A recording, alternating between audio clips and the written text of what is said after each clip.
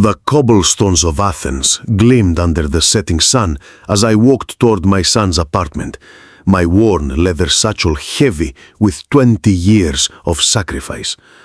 The Acropolis stood sentinel above me, its ancient columns casting long shadows that seemed to mirror the weight in my chest. At 45, I was returning home, not to triumph, but to the mercy of the child I had given everything to raise. The taxi driver had tried to make conversation in broken English, pointing out landmarks as we wound through the narrow streets of Plaka. "First time Athens?" he'd asked cheerfully. I almost laughed. First time? I'd lived here for 15 years before Elena died, before everything changed. This city held my history in every stone, every corner cafe where she and I had dreamed of our future together. "Michael, my light," I whispered to myself, practicing the words I'd rehearsed in the taxi. "I just need a few months to find new work." The words tasted like ash. At my age, in this economy, a few months was optimistic fantasy. But what choice did I have? The severance package would last 6 weeks, maybe 8, if I ate nothing but bread and olives. But first, let me tell you how I got here. Really got here. Not just the taxi ride, but the 20-year journey that led me to standing outside my son's door like a beggar. 20 years ago, when Elena died, giving birth to Michael, I held my newborn son in the harsh fluorescent light of the hospital room and made a promise to her pale, still lips. He will have everything we dreamed of. Her hand was already growing cold in mine, but I squeezed it anyway, sealing the vow that would define the next 2 decades of my life. And I kept that promise. God help me, I kept it with religious devotion. The family art shop, 3 generations of Voss legacy, established by my grandfather who'd fled Germany in 1938 with nothing but his eye for beauty and a small collection of paintings sewn into the lining of his coat, sold within a month to pay for the best private schools. I can still remember the day I handed over the keys to Mrs. Papadakis, the antiquarian who'd coveted our location near the National Gallery for years. She paid cash, no questions asked, and I walked away with enough money to secure Michael's education through university. My brushes, my canvases, my dreams of becoming more than an amateur painter who sold tourists pretty views of the Parthenon, all boxed away in a storage unit on the outskirts of Athens. The same storage unit where grandfather's real collection waited, the pieces too valuable and historically significant for our little shop, the ones he'd whispered to me before his death. "Someday, Alexander, when you really need them, they'll be there." I visited that storage unit obsessively the first year, telling myself I was just checking on everything, making sure the climate control was working properly. But really, I was saying goodbye to the man I'd planned to become. The artist, the dreamer, the person Elena had fallen in love with when we were both 22 and painting watercolors by the sea at sunset. Instead, I learned spreadsheets and quarterly reports, trading my artist's eye for the gray monotony of corporate accounting at Henderson and Associates, an international firm that appreciated my attention to detail and quiet reliability. For 18 years, I balanced other people's numbers, while my own life grew steadily more unbalanced. Every promotion, every small raise went directly into Michael's future. Better schools, tutoring, summer programs in London and New York. When Michael graduated from Athens University with honors in business administration, I felt a pride so fierce it almost compensated for the exhaustion that had settled into my bones. My boy, tall, confident, ambitious. Everything I sacrificed myself to create. That summer, I bought him the apartment in Kolonaki, the trendy neighborhood with the view of the Acropolis that he'd fallen in love with during a study abroad trip to Rome. "Dad, can you imagine living with that view every morning?" he'd said, his eyes bright with possibility. I couldn't imagine it actually. I lived in a studio apartment in Exarchia, above a souvlaki shop that filled my rooms with the smell of grease and oregano. But Michael deserved better. Michael deserved postcards. When he married Sofia 3 years ago, the Instagram influencer with 10,000 followers and 10,000 demands, I took out a second mortgage on my modest flat to fund their lavish wedding at the Grand Bretagne Hotel. The reception alone cost more than I'd made in 6 months, but watching Michael dance with his bride under the crystal chandeliers, seeing him laugh with pure joy, I told myself it was worth every euro. "Dad, you're the best," Michael had said that night, his eyes bright with champagne and possibility, his arm around Sofia's tiny waist. She was wearing a designer gown that cost more than my car, her social media followers documenting every moment. "I'm going to make you proud. We're going to be rich, and I'll pay you back everything, every single thing you've done for me." That was 3 years ago.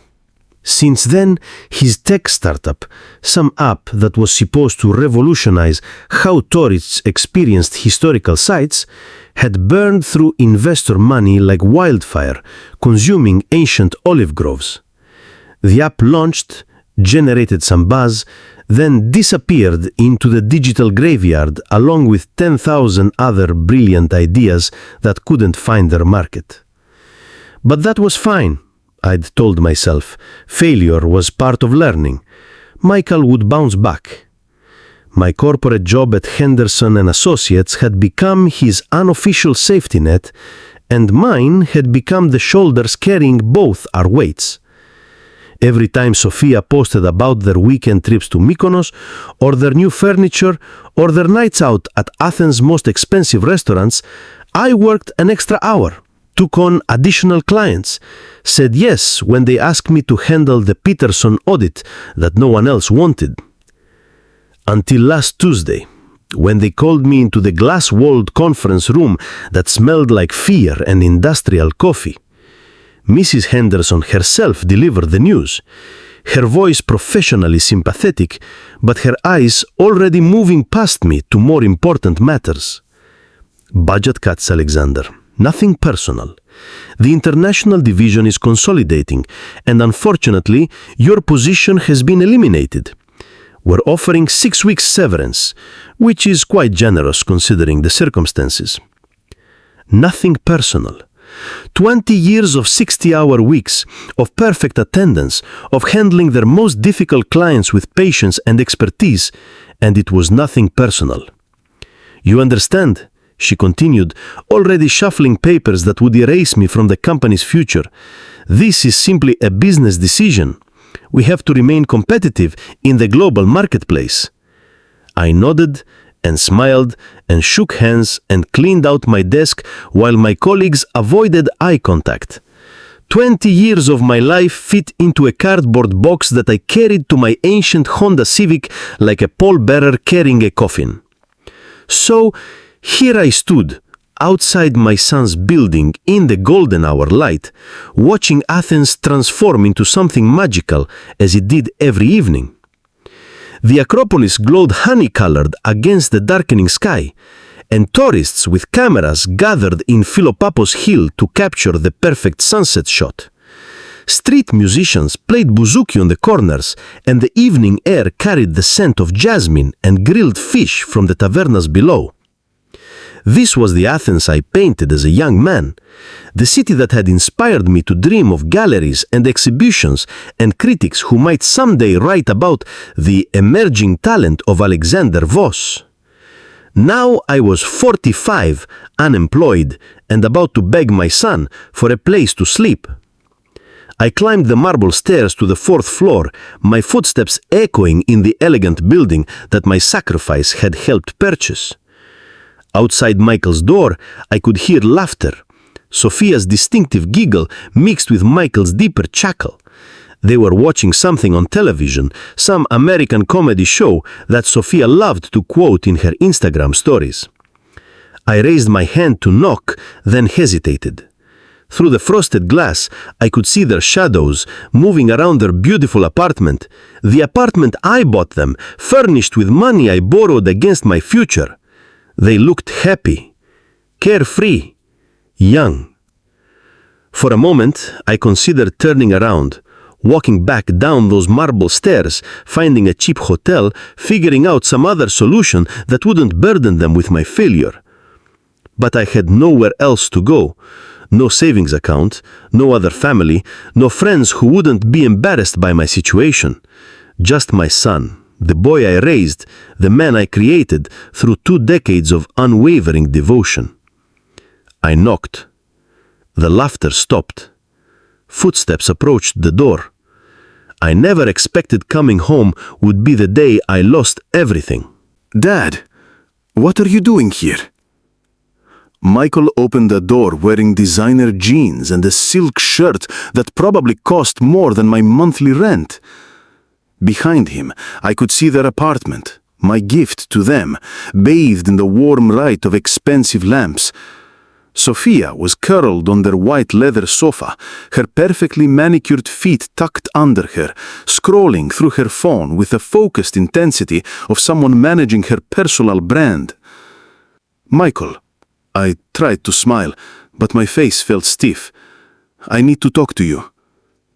He glanced back at Sophia, who looked up from her phone with the expression of someone who just noticed an unpleasant smell. Even from the doorway, I could see her latest Instagram post on her screen, a carefully staged photo of their dinner from last night, some molecular gastronomy creation that probably cost what I used to spend on groceries for a week. Is everything okay? Michael asked. But he didn't invite me in. We stood there in the hallway, the elegant space between us feeling like a chasm. I lost my job, I said simply. Tuesday. They're downsizing. His expression shifted, surprise, then concern, then something that might have been calculation. Oh, Dad, I'm sorry, but you'll find something else, right? You're good at what you do. I hope so. But at my age, in this market, I let the sentence hang, hoping he'd fill in the blanks, hoping I wouldn't have to ask directly. Sophia appeared beside him, her phone still in her hand. She was wearing a workout outfit that probably cost more than most people's monthly salary, her hair pulled back in a casually perfect ponytail that probably took 30 minutes to achieve. Everything about her was curated, optimized, calculated for maximum visual impact. "Hi, Alexander," she said with her influencer smile, the one that never quite reached her eyes. "Michael told me about your work situation. That's so stressful." The way she said work situation made it sound like a personal failing rather than economic circumstances beyond my control. I was hoping I could... Stopped. This was harder than I imagined. I was hoping I could stay with you both, just temporarily, until I find something new. The silence stretched between us like a physical thing. I could hear the distant sound of traffic from the street below, the murmur of their neighbor's television through the walls, the tick of the expensive clock on their mantelpiece, the one I helped them buy for their first anniversary. "Dad, we don't have room," Michael said finally, his eyes fixed somewhere over my left shoulder rather than meeting my gaze. "I could sleep on the couch. I wouldn't be any trouble. I just need..." "We don't have room," he repeated, and this time there was an edge to his voice that I'd never heard before. Not when he was a child having tantrums, not when he was a teenager pushing boundaries. This was different. This was dismissal. Sophia stepped closer to Michael, her hand finding his arm in a gesture that seemed both supportive and possessive. "Alexander, you have to understand our situation. We're at a really crucial point in our careers. I'm about to hit 15,000 followers, and Michael's working on some really exciting new projects. We need to maintain a certain energy in our space. Energy? The word came out smaller than I intended. Positive energy. Success energy. You know how important mindset is, right? We can't have negativity affecting our goals. I stared at her, this woman-child who spoke in Instagram captions, who never worked a day in her life but somehow considered herself a career expert. This person my son had chosen over me. Negativity? I repeated. Well, unemployment, financial stress. It creates this aura. And honestly, Alexander, we're trying to build something here. We're building a brand. Our followers expect to see success, aspiration, the lifestyle they want to achieve. Having someone who's struggling, staying with us, it sends the wrong message. I looked at Michael, waiting for him to correct her, to remind her that I was his father, that everything they had was built on my 20 years of struggle and sacrifice. But he was nodding along, actually nodding, as if her words made perfect sense. Plus, she continued, warming to her theme, you're not exactly the demographic our audience connects with. No offense, but you're older, you're unemployed, and honestly, your whole aesthetic is just, it's not aspirational, it's not inspirational. Our brand is about young, dynamic, successful people living their best lives. I'm not a demographic. I'm Michael's father. Sophia left, a sound like crystal breaking against marble. Oh, please. Look, I'm sure you mean well, but you have to understand that family loyalty only goes so far in the real world. This isn't some sentimental movie. We have bills to pay and careers to build. Bills that I helped pay. Careers that I helped fund. That was then, she said with a shrug that dismissed 2 decades of my life with elegant indifference. This is now, and right now we need to focus on our future, not rehash the past. I turned to Michael, my son, my light, the reason I'd given up everything that mattered to me. Is this really what you think? That I'm negative energy? That I'm bad for your brand? He finally looked at me directly, and for a moment I saw the boy who used to climb into my lap when he had nightmares, who used to beg me to paint him pictures of dragons and castles, who used to tell me I was his hero. Then his jaw hardened, and that boy disappeared behind the man I'd somehow failed to raise properly. Dad, you have to understand. Sophia's right. We're at a critical point. I'm meeting with potential investors next week about a new venture. I can't afford to have any distractions. Distractions. The word hit me like a physical blow. I didn't mean it like that, but yes, having you here, dealing with your situation, it would be complicated. My situation? My voice was getting smaller with each exchange, but I couldn't seem to stop it. 20 years of being the strong one, the provider, the solver of problems, and now I was being reduced to a situation to be managed. Sophia stepped forward, her phone recording herself as she spoke, always documenting, always performing, even in this moment of cruelty. Look, Alexander, I'm going to be honest with you because I think you need to hear this. You've spent your whole life making excuses, hiding behind that little art shop, then hiding behind some boring office job. When have you ever actually built anything? When have you ever taken a real risk? When have you ever done anything that wasn't just safe and small and ordinary? She gestured dismissively, and I realized she was live-streaming this conversation to her followers, turning my humiliation into content for her personal brand. All those years you spent sacrificing for Michael, that wasn't sacrifice. That was fear. You were afraid to bet on yourself, so you bet on him instead. And now that he's successful, now that he doesn't need you anymore, you expect him to take care of you? That's not how the world works. The phone was pointed directly at me now, recording my reaction for her audience of aspirational strangers who would probably find my distraction entertaining. You know what you should do? You should get a job at one of those museums you love so much. Janitor work, mopping floors, cleaning bathrooms.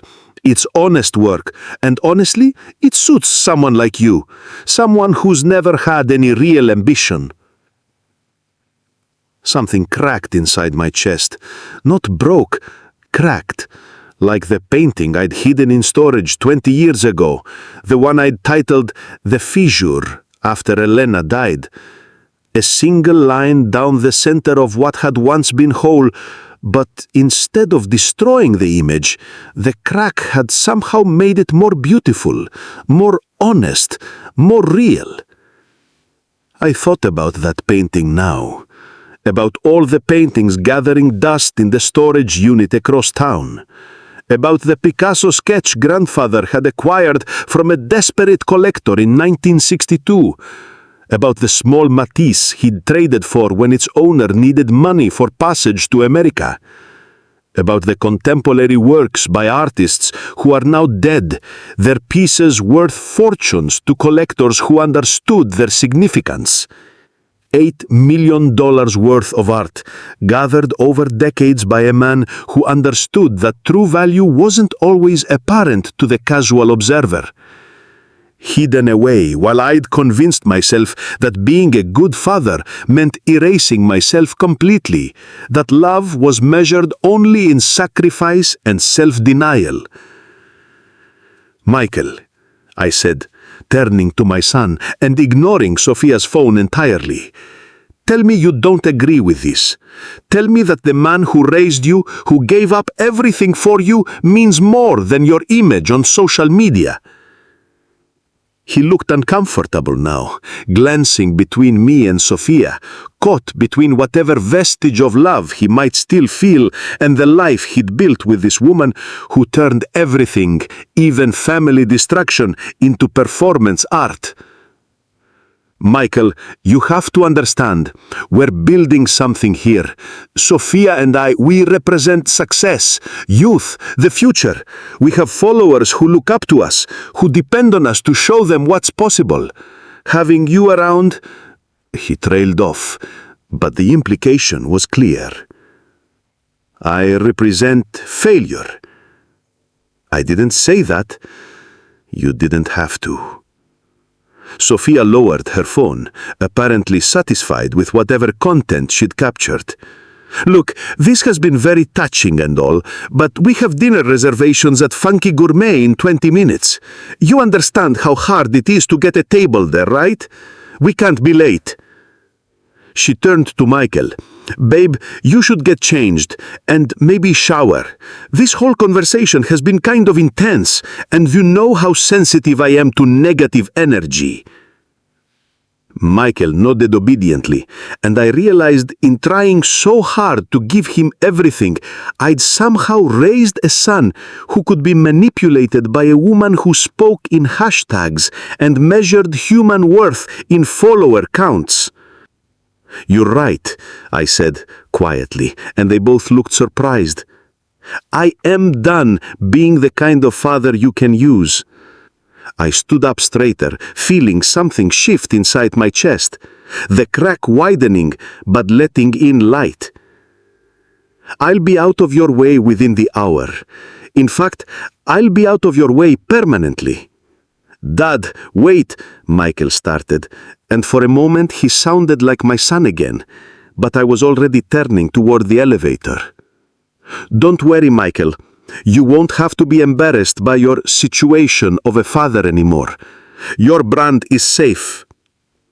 As I walked away, I heard Sophia's voice behind me, already returning to its performative brightness. Babe, that was actually really good content. Very authentic. My followers are going to love the realness of it. And then Maiken's voice, uncertain. Should I go after him? God no. Finally we can focus on what really matters. Us, our future, our success. The elevator doors closed between us, and as I descended from the 4th floor of the building I helped pay for, I felt something I hadn't experienced in 20 years.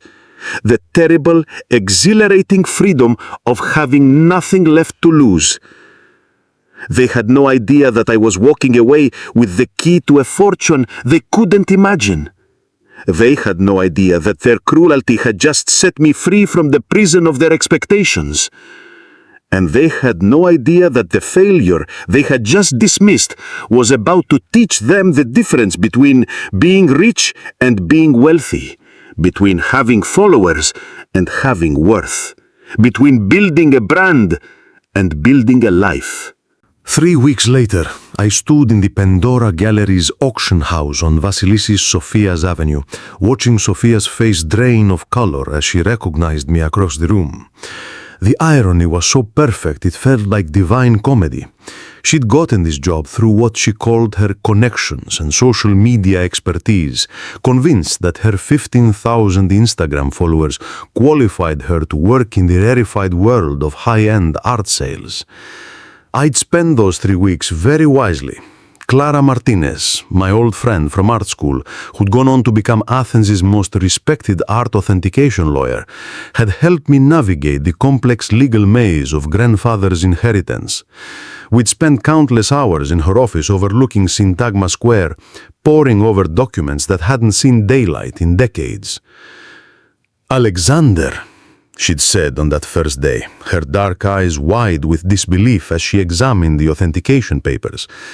"Do you have any idea what you've been sitting on?" The storage unit had been opened like a tomb, revealing treasures that had been waiting patiently in climate-controlled darkness. The Picasso sketch, a preliminary study for Les Demoiselles d'Avignon, alone was worth €2 million. The Matisse, a small but exquisite example from his Nice period, was valued at another $1.5 million. But it was the contemporary pieces that had surprised even Clara. Works of artists who'd been unknown when grandfather acquired them, but were now commanding astronomical prices at international auctions. "Your grandfather had an extraordinary eye," Clara had murmured, photographing each piece for the insurance documentation. "These aren't just valuable, they're museum quality. The provenance is impeccable. The condition is remarkable, and the market timing couldn't be better." The authentication process had taken 2 weeks. Each piece examined by experts, each signature verified through spectral analysis, each brushstroke compared to documented examples in the international databases. When the final reports came back, the collection's value had been conservatively estimated at €8.3 million. Conservatively, Clara had emphasized. In the right auction, with proper marketing, some of these pieces could exceed their estimates by significant margins. I'd chosen to start small, to test the waters with a single piece, a lovely Jean-Baptiste Moreau landscape that grandfather had acquired in the 1950s from an estate sale in Provence. Worth €50,000, maybe 60 with the right bidders, enough to establish my credibility without revealing the full extent of what I possessed. Now, standing in the elegant auction house with its marble floors and crystal chandeliers, I watched Sofia fluttering around the room with her tablet, documenting everything for her social media. She was wearing what she probably considered art world appropriate attire, a black dress that screamed expensive but whispered nouveau riche, paired with shoes that were clearly uncomfortable but photographed well. She hadn't noticed me yet. I was dressed differently than she was accustomed to seeing me, not the shabby clothes of an unemployed man begging for help, but the quietly elegant attire of someone who belonged in rooms like this. The charcoal suit had been Elena's final gift to me, purchased for our 5th anniversary and barely worn in the decade since. It fit perfectly, as if 20 years had been waiting for me to grow into it. "Ladies and gentlemen, the auctioneer announced, his voice carrying the cultured authority of someone who'd spent decades moving priceless objects from one wealthy owner to another. We come now to Lot 47, Mediterranean Dawn by Jean-Baptiste Moreau, dated 1952. This exquisite landscape exemplifies the post-impressionist movement's continued influence on mid-century French artists. The provenance includes the original purchase receipt from the artist's studio, and the piece has been in the same private collection for over 70 years. We'll begin the bidding at 50,000 euros. A murmur ran through the room. 50,000 was serious money, the kind of sum that separated casual art lovers from serious collectors. I felt my heart rate increase, not from nerves, but from anticipation. This was the moment I'd been building towards for 3 weeks, the moment when I would step back into the world I'd abandoned. I raised my paddle. Number 47, appropriately enough, the same age I'd been when Elena died. 50,000 euros from paddle 47. Do I hear 55? A woman in the front row raised her hand. I recognized her from the social pages, some shipping heiress with more money than taste, known for collecting art the way other people collected shoes. 55,000 from the front. 60,000. I raised my paddle again, feeling the familiar thrill of competition that I had forgotten I was capable of experiencing. 60,000 from paddle 47. Sophia, standing near the back wall with her tablet, was filming the proceedings for her followers. I watched her scan the room, documenting the wealthy bidders, the elegant setting, the rarefied atmosphere of serious money changing hands. Her camera lingered on the painting itself, probably preparing some post about authentic European culture or investing in timeless beauty. Then her lens found me. I watched her face change in real time. Confusion, recognition, then something that might have been panic. She lowered her tablet, staring across the room at me as if I were a ghost materialized in an unexpected location. 65,000 from the front. Do I hear 70? I raised my paddle again, my eyes locked on Sophia's increasingly pale face. 70,000 from paddle 47. Sophia began moving through the crowd towards me, her designer heels clicking against the marble floor with increasing urgency. I could see her mind working, trying to reconcile the unemployed failure she'd dismissed 3 weeks ago with a man calmly bidding 70,000 euros on a painting. 80,000 from the front. 80,000. I said clearly, raising my paddle high enough for everyone in the room to see it.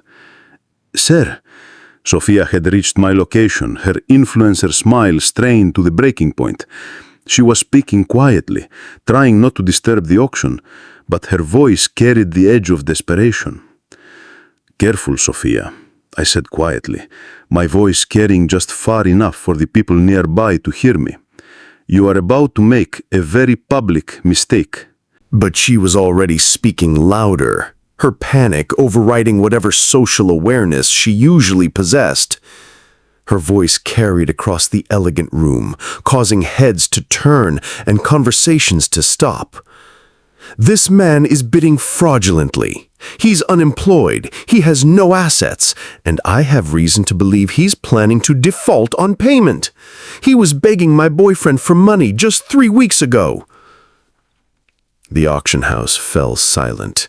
Even the auctioneer, who'd probably seen every form of drama possible in his decades of experience, looked genuinely surprised by the interruption. Phones appeared throughout the room as other attendees began recording the unexpected entertainment.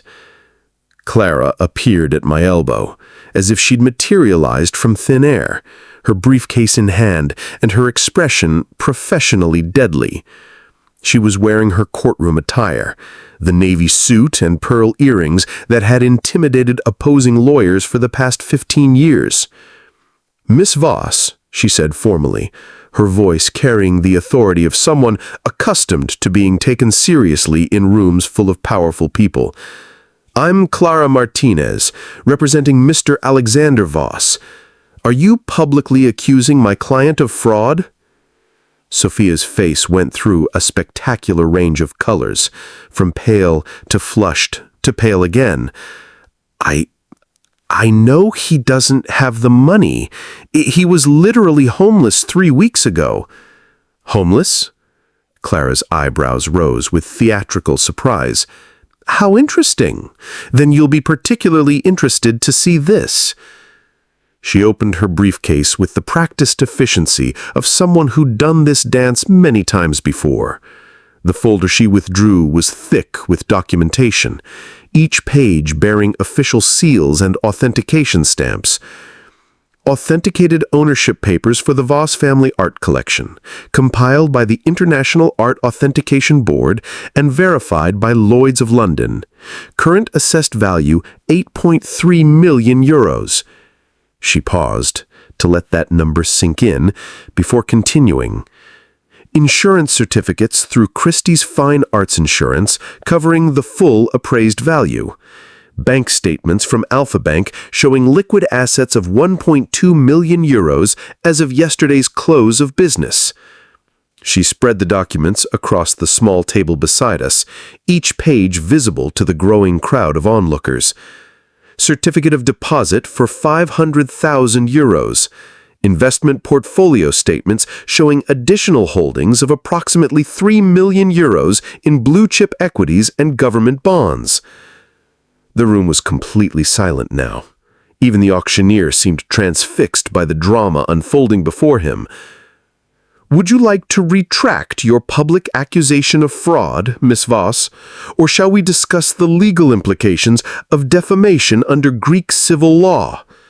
Because I should mention that we have approximately 50 witnesses to your statements, many of whom appear to be recording this interaction. Sophia's face had gone from pale to gray. She looked around the room, suddenly aware that her outburst had been captured by dozens of phones, that her humiliation was being broadcast live to her audience she couldn't control. I didn't know, she stammered. No, you didn't know. You knew only what you chose to see. A broken-down father who'd outlived his usefulness, a situation to be managed, a source of negative energy that might interfere with your brand. I gestured to the documents spread across the table, 20 years of secrets laid bare in an elegant auction house before an audience of Athens' cultural elite. But you never asked about my grandfather, the art dealer. You never wondered why I spent so much time at museums, why I could identify periods and styles and artists at a glance. You never questioned why someone with no real ambition had managed to put your boyfriend through university, buy him an apartment, fund your wedding and support your lifestyle for 3 years while you built your following by photographing your breakfast. The crowd was hanging on every word now. This wasn't just personal drama, this was theater, performance art, the kind of authentic human moment that people remembered long after the paintings on the walls were forgotten. You assumed poverty meant worthlessness. You assumed that someone who'd sacrificed his dreams for his child had no dreams worth sacrificing. You assumed that love was weakness, that generosity was stupidity, and that a man who'd spent 20 years building someone else's future had no future of his own. I picked up one of the authentication certificates, a document bearing the seal of the Louvre's verification department. The fraud here, Sophia, isn't financial. It's emotional. You and Michael defrauded me of 20 years of my life, convincing me that being a good father meant erasing myself completely. That my worth was measured only by what I could provide, not by who I was, or what I'd accomplished, or what I might still accomplish. The auctioneer, clearly a man who appreciated good theater, had been watching the proceedings with the fascination of someone witnessing history unfold. Now he cleared his throat politely. Ladies and gentlemen, shall we return to the matter at hand? We were at 80,000 euros for lot 47. I raised my paddle again, my eyes never leaving Sophia's stricken face. 85,000 euros. Do I hear 90,000? The shipping Harris in the front row shook her head. At this price, the bidding was beyond casual interest. This was serious money, and everyone in the room now knew I was serious about spending it. Sold, the auctioneer declared with obvious satisfaction, his gavel striking the podium with finality. Lot 47 to paddle 47 for 85,000 euros. Applause rippled through the room, not just for the sale, but for the performance they'd witnessed. I had just publicly spent more money than most people made in 2 years, and I'd done it as casually as buying groceries. As I walked forward to complete the purchase paperwork, I heard Sophia behind me, her voice desperate and small. "Alexander, please, I was just trying to protect Michael's interests. I didn't understand the situation." I turned back to face her, and for the first time in 20 years, I felt powerful. Not angry, not vindictive, but powerful in the way that comes from finally understanding your own worth. The way you protected his interests when you convinced him to throw away his father, the way you protected them when you turned my request for help into content for your social media followers. She looked around frantically, realizing that her tablet was still recording, that her humiliation was being broadcast live to her audience. The followers who'd tuned in to watch her document a sophisticated art auction were instead witnessing her complete social destruction. "Tell Michael something for me," I continued, my voice carrying across the now silent room. "Tell him his father isn't homeless anymore. Tell him that the man he called a distraction just bought a painting worth more than his annual income. And tell him that tomorrow I'm scheduled to meet with his landlord about purchasing the building he lives in." The look on her face was worth every euro I just spent. But more than that, it was worth 20 years of delayed justice. We'll be having a conversation about new lease terms very soon. The courthouse steps were slick with Athens' morning rain as I emerged from my legal victory, but I felt lighter than I had in decades. Inside, Judge Konstantinodis had ruled decisively in my favor. Sophia's public accusations at the auction house constituted clear defamation under Greek civil law. Her employment with Pandora Gallery had been terminated effective immediately, and the restraining order I'd filed after she'd shown up at my new apartment screaming threats had been approved for 6 months. Clara walked beside me, her umbrella protecting us both from the gentle October drizzle that was turning the ancient city into a watercolor painting. That was satisfying, she said, with the quiet pleasure of a lawyer who'd just delivered a flawless performance. Did you see her face when the judge read the damages? 50,000 euros for defamation, plus legal costs. That's more than she made in her entire influencer career. I had seen her face. Sophia had sat in the defendant's chair, looking smaller than I'd ever witnessed, her usual social media confidence stripped away by the formal reality of legal consequences.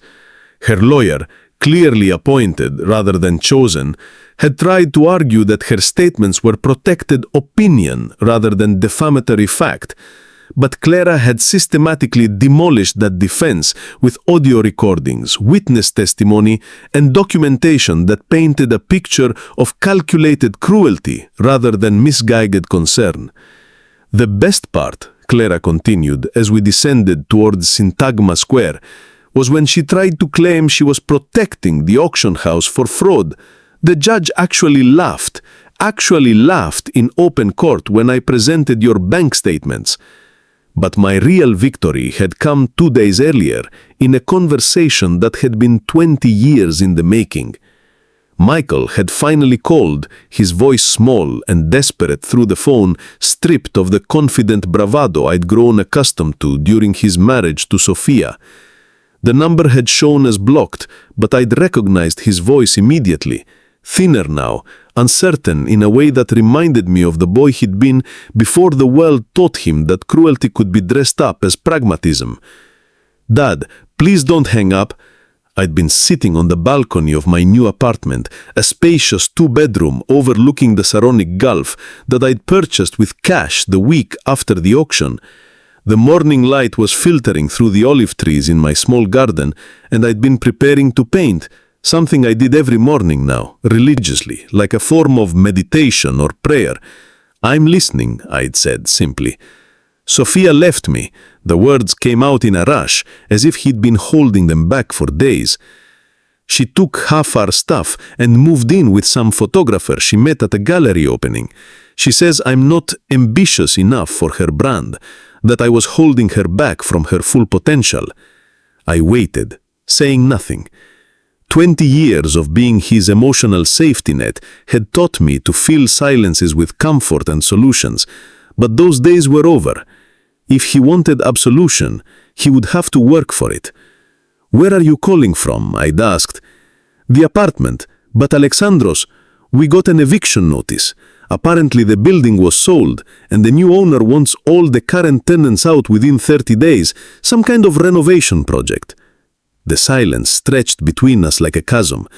I could hear traffic in the background of his call, the distant sounds of Athens waking up to another day of small tragedies and smaller triumphs. Through my own window, I could see the ancient city spreading out towards the mountains, unchanged by our human drama, indifferent to our pain. "Dad, are you there?" "I'm here, Michael." "The new owner, it's you, isn't it?" I'd been impressed after everything. Even in his desperation, he was still intelligent enough to connect the dots, to understand that coincidences of this magnitude were usually nothing but coincidental. Yes. Why? Why would you do this to me? I didn't do this to you, Michael. I did this for me. I bought a building because it was a good investment and because I wanted to understand what it felt like to have power instead of being powerless. You just happen to live in it. But you know I can't pay increased rent. You know I'm struggling. Yes, I know exactly what that feels like. Another long pause. When he spoke again, his voice was smaller, younger, more like the boy I'd raised than the man who dismissed me. Could you help me? Just until I get back on my feet? I know I don't deserve it, but I'm desperate. I have nowhere else to go. I'd closed my eyes, feeling the weight of 2 decades of unconditional love warring with 3 weeks of hard-earned self-respect. The old Alexander would have said yes immediately, would have rushed over with money and comfort and solutions. The old Alexander would have sacrificed himself again gladly to ease his son's pain. But the old Alexander was gone, replaced by someone who'd learned that love without boundaries wasn't love at all. It was enabling, codependency dressed up in the language of sacrifice. Do you remember what you said when I asked you for help? Dad, I was wrong. You said I was a burden, that I was embarrassing you, that I was negative energy that would interfere with your success. I know, but I was scared about money, and Sophia was in my ear constantly, and You said I'd never built anything real, that I was hiding behind excuses, that I'd never taken any real risks. Please, I was stupid. I was influenced by her. I didn't mean... You threw away the man who raised you because it was convenient. Because helping me would have been inconvenient for your lifestyle, uncomfortable for your girlfriend, potentially damaging to your image. Dad, please. The answer is no, Michael. The words came out steady, without anger or malice. That had surprised me. I'd expected rage, vindication, the hot satisfaction of revenge served cold. Instead, I'd felt something closer to peace, the calm that comes from finally drawing a boundary that should have been drawn years earlier. Do you remember what you said when I asked you for help? Dad, I was wrong. You said I was a burden that You said I was a burden, that I was embarrassing you, that I was negative energy that would interfere with your success. I know, but I was scared about money, and Sophia was in my ear constantly, and I just... You said I'd never built anything real, that I was hiding behind excuses, that I'd never taken any real risks. Please, I was stupid. I was influenced by her. I didn't mean... You threw away the man who raised you because it was convenient. Because helping me would have been inconvenient for your lifestyle, uncomfortable for your girlfriend, potentially damaging to your image. Dad, please. The answer is no, Michael. The words came out steady, without anger or malice. That had surprised me. I'd expected rage, vindication, the hot satisfaction of revenge served cold. Instead, I'd felt something closer to peace. The calm that comes from finally drawing a boundary that should have been drawn years earlier. Do you remember what you said when I asked you for help? You said I was a burden and that you were embarrassing me, that I was negative energy that would interfere with your success. I know, but I was scared about money, and Sophia was in my ear constantly, and I just... You said I'd never built anything real, that I was hiding behind excuses, that I'd never taken any real risks. Please, I was stupid. I was influenced by her. I didn't mean... You threw away the man who raised you because it was convenient. Because helping me would have been inconvenient for your lifestyle, uncomfortable for your girlfriend, potentially damaging to your image. Dad, please. The answer is no, Michael. I heard him crying then, soft sounds that might have broken my heart if I had any heart left to break for him. But 20 years of loving someone more than myself finally taught me the difference between love and self-destruction. I'm not your father anymore, Michael. I'm just the man who used to be. And that man learned too late that sacrifice without respect is just another form of slavery. Dad, wait! But I'd already hung up, already turned off the phone, already returned to my easel, where a half-finished painting waited for my attention. A self-portrait this time. Not the broken man who'd begged for scraps of affection from ungrateful children, but the person I was becoming. Whole, independent, free. Now, walking through the rain-washed streets of Athens with Clara, I felt the satisfaction of justice completed.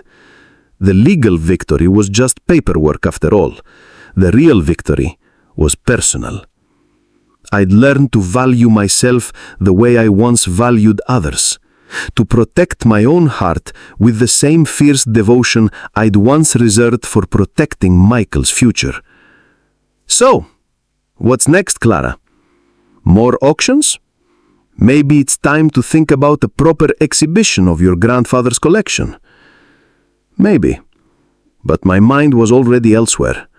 Already planning the afternoon's painting session, already lost in the colors I would use to capture the way rain transformed Athens into something softer, more forgiving, more beautiful than its harsh summer self. Or maybe I'll just paint. For the first time in 20 years, I have nothing to prove to anyone but myself. Clara smiled, the expression of someone who understood that some victories were too personal to be shared, too quiet to be celebrated, too profound to be anything but lived. That sounds perfect, Alexander. That sounds like freedom. 6 months later, the cracked canvas was the centerpiece of my first solo exhibition in 25 years, and I stood before it in the soft gallery lighting, still amazed by what I'd managed to create once I'd stopped creating for anyone but myself. The painting was larger than anything I'd attempted since Alera's death, 4 feet by 6 feet of raw, emotional honesty that seemed to glow in the carefully controlled illumination of the Benaki Museum's contemporary wing. I'd painted it during those first weeks after everything fell apart, working from dawn until dusk in a frenzy of rediscovered creativity that felt like coming back to life after decades of sleepwalking. The image showed a man split down the center by a golden crack that ran from the top of the canvas to the bottom. But instead of destroying the figure, the fissure became a source of light, illuminating both halves differently. On the left, the darker half, shadows and muted colors suggested the weight of sacrifice, the gradual erosion of self that came from living entirely for others. On the right, warmer tones and brighter hues hinted at possibility, at the person who might emerge when the breaking finally stopped being destruction and became revelation. "It's extraordinary," said Dr. Sofia Anastasiadou, the museum's curator of contemporary Greek art. We'd worked together for months to organize this exhibition, and her enthusiasm had been both professional and genuinely personal. The technique is masterful, obviously, but it's the emotional honesty that makes it transcendent. You can feel the pain, but also the liberation, the sense of someone finally becoming who they were always meant to be. Around us, the gallery buzzed with opening night energy. Art critics moved through the space with their notebooks and practiced expressions of thoughtful consideration. Collectors examined the smaller works with the calculating gaze of people who understood that tonight was not more than aesthetic appreciation. This was an investment opportunity, a chance to acquire pieces by an artist whose dramatic personal story had captured the city's imagination.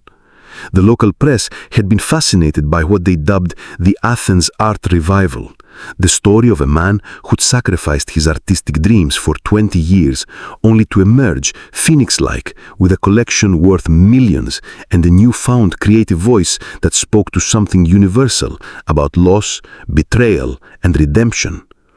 The coverage had been sympathetic but not sentimental, focusing on the work itself rather than the melodrama that had produced it. "Mr. Voss," a young woman approached, paint-stained fingers clutching a catalogue. She couldn't have been older than 25, with the intense focus and nervous energy I remembered from my own art school days. "I'm Maria Constantinou. I'm a student at the Athens School of Fine Arts, and I just wanted to say, this work, it's incredible. The way you've used the crack as both distraction and revelation. It's like you're showing us that breaking can be beautiful." She paused, studying the painting with a kind of attention that made my chest tight with recognition and gratitude. "I'm going through something similar with my family right now. They want me to give up painting, to study something practical, but seeing this, seeing what you've accomplished, it gives me hope that maybe sacrifice isn't always the answer." I looked at her young face, at the passion and uncertainty warring in her dark eyes, and saw myself at her age, full of dreams but terrified of disappointing the people who claimed to love me. "Sometimes," I said carefully, "the most loving thing we can do is refuse to sacrifice ourselves. Sometimes the greatest gift we can give others is showing them what it looks like to live authentically, even if they don't understand or approve." She nodded eagerly, then hesitated. Would it be possible to study with you? Not formally, I mean, but maybe just to observe, to learn from watching how you work?" The request surprised me. I'd been so focused on reclaiming my own artistic voice that I hadn't considered the possibility of teaching, of passing on what I'd learned through decades of suppression and months of rediscovery. "I've never taught before," I said. "That's okay. Sometimes the best teachers are the ones who remember what it's like to doubt themselves." Before I could respond, Dr. Anastasiadou appeared at our side with a distinguished-looking couple in tow. "Alexander, I'd like you to meet Dimitris and Helena Papadopoulos. They're considering acquiring Morning After Rain for their private collection." The evening continued like that. Conversations about technique and inspiration, discussions of price and provenance, the strange dance of art commerce that turned personal revelation into public commodity.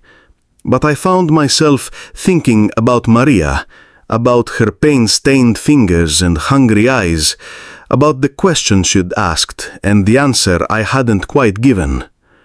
As the reception wound down and the crowd began to thin, I found myself alone with the cracked canvas again. The museum would be acquiring it for their permanent collection, not for sale, but as a gift from me to the city that had taught me so much about resilience and reinvention. My phone buzzed, a text from an unknown number. "Dad, I saw the article about your exhibition in Kathimerini. The review called you one of the most compelling voices in contemporary Greek art. I'm proud of you. I'm sorry for everything. I love you. Michael." I read it twice, then 3 times, waiting to feel something. Anger, maybe. Satisfaction. The vindictive pleasure of having my success acknowledged by someone who dismissed me as worthless. But mostly, I felt tired and older than my 45 years and strangely empty. 6 months ago, receiving this message would have been the validation I'd been desperate for. Now, it felt like correspondence from a stranger, someone I'd once known intimately but who'd become foreign to me through their own choices. I deleted the message and put my phone away. "Mr. Voss?" Maria had returned, lingering near the entrance as the last visitors filed out. "I know you said you'd never taught before, but I meant what I said about learning from you. Even if it's just, I don't know, watching you work sometimes. I could bring coffee, help with preparation, whatever you needed." I studied her face, seeing something I recognized from my own mirror during those first weeks of rediscovered freedom. The desperate hope of someone who'd finally glimpsed their authentic self and was terrified of losing it again. "Tell me about your family situation," I said. She looked surprised by the question, then launched into a story that felt painfully familiar. Parents who loved her but couldn't understand her, who equated security with conformity and mistook their own fears for wisdom. The pressure to abandon art for law school, to choose stability over passion, to sacrifice her dreams for their peace of mind. "They think I'm being selfish," she finished. "They say that real love means putting family needs first, that pursuing art is just vanity." "And what do you think?" "I think they're scared. I think they look at struggling artists and assume that's the only possibility, that choosing to create means choosing to fail. But looking at your work tonight, seeing what you've accomplished, maybe they're wrong. Maybe there's another way." I nodded slowly, seeing in her the student I might have been if I'd had someone to show me that sacrifice and love weren't synonymous, that boundaries weren't betrayal, that saying no to others' expectations could be the most loving yes you ever gave to yourself. "Come by tomorrow afternoon," I said, surprising myself with the decision. 2 o'clock. My studio overlooks the harbor. You can hear the boats and smell the sea while you paint. Bring whatever you're working on, and we'll see what happens." Her face lit up with such pure joy that I had to look away, remembering what it felt like to have someone believe in possibilities you had been afraid to name. Later that night, I sat on my balcony with a glass of wine and watched the lights of Piraeus twinkle across the water. The exhibition had been a success by any measure: sales, critical response, social validation. But the real victory was quieter, more personal. The knowledge that I'd finally learned to distinguish between being needed and being valued, between being useful and being loved. My phone remained off. Somewhere across the city, Michael might be crafting another message, another attempt to bridge the chasm his choices had created. But that was his journey to make, his consequences to navigate. My responsibility was no longer to rescue him from the results of his decisions, but to model what it looked like to live with integrity, to create with authenticity, to love others without losing yourself in the process. Tomorrow I would paint and teach Maria what little I'd learned about balancing ambition with humanity, Tomorrow, I would continue building the life I'd begun creating from the ruins of the one I'd lost. Tomorrow, I would wake up in my own bed, in my own space, answerable to my own dreams and no one else's expectations. For the first time in my adult life, tomorrow belonged entirely to me. The golden light of Athens settled over the water like a benediction, and I raised my glass to the ancient city that had taught me the most valuable lesson of all, that sometimes the most courageous thing you can do is disappoint people who expected you to disappear, that sometimes the most loving thing you can do is refuse to sacrifice yourself on the altar of someone else's convenience, and that sometimes the most beautiful art comes from the places where we've been broken and learn to let the light shine through. I was 45 years old, and I was finally, completely, authentically myself.